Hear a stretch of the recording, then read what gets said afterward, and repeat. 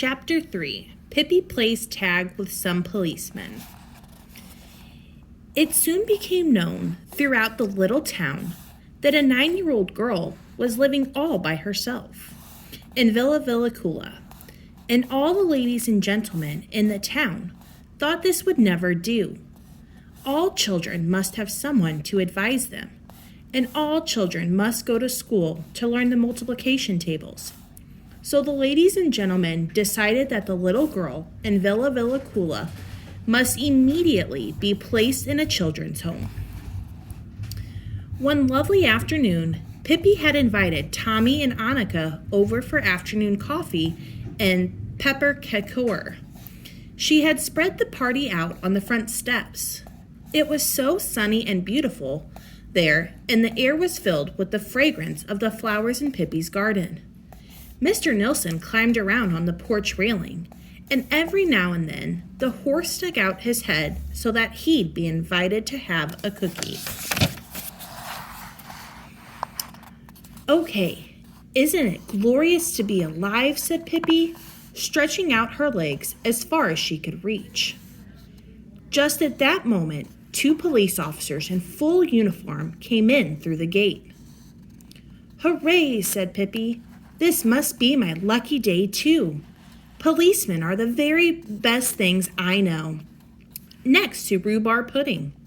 And with her face beaming, she went to meet them. "Is this the girl who has moved to Villa Villacula?" asked one of the policemen. "Quite the contrary," said Pippi. "This is a tiny little auntie who lives on the 3rd floor at the other end of the town."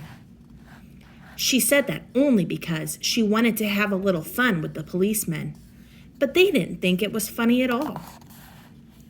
They said she shouldn't be such a smarty, and then they went on to tell her that some nice people in the town were arranging for her to get into a children's home. "I already have a place in a children's home," said Pippi. "What?" asked one of the policemen. "Has it been arranged already then? What children's home?" "This one," said Pippi haughtily. "I am a child, and this is my home. Therefore, it is a children's home, and I have enough room here, plenty of room." "Dear child," said the policeman, smiling, "you don't understand. You must get into a real children's home and have someone look after you." "Is one allowed to bring horses to your children's home?" asked Pippi. "No, of course not," said the policeman. "That's what I thought," said Pippi sadly. "Well, what about monkeys?"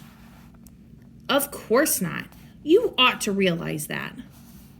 "Well then," said Pippi, "you'll have to get kids for your children's home somewhere else. I certainly don't intend to move there." "But don't you understand that you must go to school?" "Why?" "To learn things, of course." "What sort of things?" asked Pippi. "All sorts," said the policeman. "Lots of useful things. The multiplication tables, for instance." "I have got along fine without any pluffification tables for 9 years," said Pippi. "And I guess I'll get along without it from now on, too." "Yes, but just think how embarrassing it will be for you to be so ignorant. Imagine when you grow up and somebody asks you what the capital of Portugal is, and you can't answer." "Oh, I can answer all right," said Pippi. "I'll answer like this. If you are so bound and determined to find out what the capital of Portugal is, then for goodness sakes, write directly to Portugal and ask." "Yes, but don't you think that you would be sorry not to know it yourself?" "Oh, probably," said Pippi. "No doubt I should lie awake nights and wonder. What in the world is the capital of Portugal? But one can't be having fun all the time," she continued, bending over and standing on her hands for a change. "For that matter, I've been in Lisbon with my papa," she added, still standing upside down, for she could talk that way too. But one of the policemen said that Pippi certainly didn't need to think she could do just as she pleased. She must come to the children's home, and immediately. He went up to her and took hold of her arm, but Pippi freed herself quickly, touched him lightly, and said, "Tag." Before he could wink an eye, she had climbed up on the porch railing and from there on the balcony above the porch.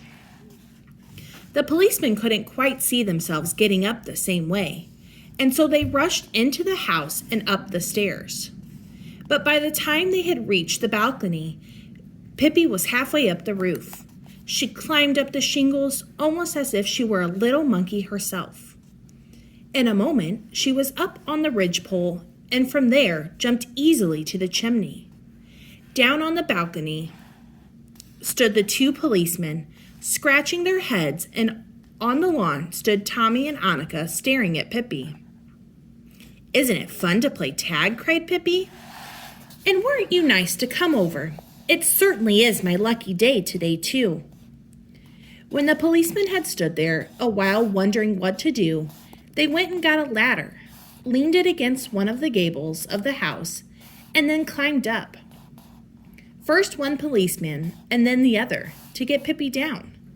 They looked a little scared when they climbed out on the ridgepole and carefully balancing themselves, went step by step toward Pippi. "Don't be scared," cried Pippi. "There's nothing to be afraid of. It's just fun." When the policemen were a few steps away from Pippi, down she jumped from the chimney and, screeching and laughing, ran along the ridgepole to the opposite gable. A few feet from the house stood a tree. "Now I'm going to dive," she cried, and jumped right down into the green crown of the tree, caught fast hold of a branch, swung back and forth for a while, and then let herself fall to the ground. Quick as a wink, she dashed around to the other side of the house and took away the ladder. The policemen had looked a little foolish when Pippi jumped, but they looked even more so when they had balanced themselves backward along the ridgepole and were about to climb down the ladder. At first, they were very angry at Pippi, who stood on the ground looking up at them, and they told her in no uncertain terms to get the ladder and be quick about it, or she would soon get something she wasn't looking for. "Why are you so cross at me?" asked Pippi reproachfully. "We're just playing tag, aren't we?" The policeman thought a while, and at last one of them said, "Oh, come on. Won't you be a good girl and put the ladder back so that we can get down?" "Of course I will," said Pippi, and put the ladder back instantly. "And when you get down, and we can all drink coffee and have a happy time."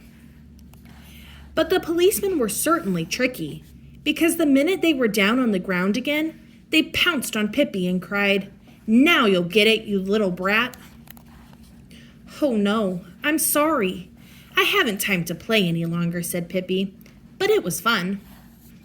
Then she took hold of the policemen by their belts and carried them down the garden path, out through the gate and onto the street. There she set them down, and it was quite some time before they were ready to get up again. "Wait a minute," she cried, and ran into the kitchen and came back with 2 cookie hearts. "Would you like a taste?" she asked. "It doesn't matter that they are a little burned, does it?" Then she turned back to Tommy and Annika, who stood there wide-eyed and just couldn't get over what they had seen. And the policeman hurried back to the town and told all the ladies and gentlemen that Pippi wasn't quite fit for an orphanage. They didn't tell that they had been up on the roof. And the ladies and gentlemen decided that it would be best, after all, to let Pippi remain in Villa Villacula, and if she wanted to go to school, she could make the arrangements herself. But Pippi and Tommy and Annika had a very pleasant afternoon. They went back to their interrupted coffee party. Pippi stuffed herself with 14 cookies, and then she said, "They weren't what I mean by real policemen." "No, sirree. Altogether, too much talk about children's homes and pluffification and Lisbon." Afterward, she lifted the horse down on the ground, and they rode on him, all three. At first, Annika was afraid and didn't want to. But when she saw what fun Tommy and Pippi were having, she let Pippi lift her up on the horse's back. The horse trotted round and round in the garden, and Tommy sang, "Here come the Swedes with the clang and a bang." When Tommy and Annika had gone to bed that night, Tommy said, "Annika, don't you think it's good that Pippi moved here?" "Oh, yes," said Annika. "I don't even remember what we used to play before she came. Do you?" "Oh, sure. We played croquet and things like that," said Annika. "But it's a lot more fun with Pippi around, I think, and with horses and things."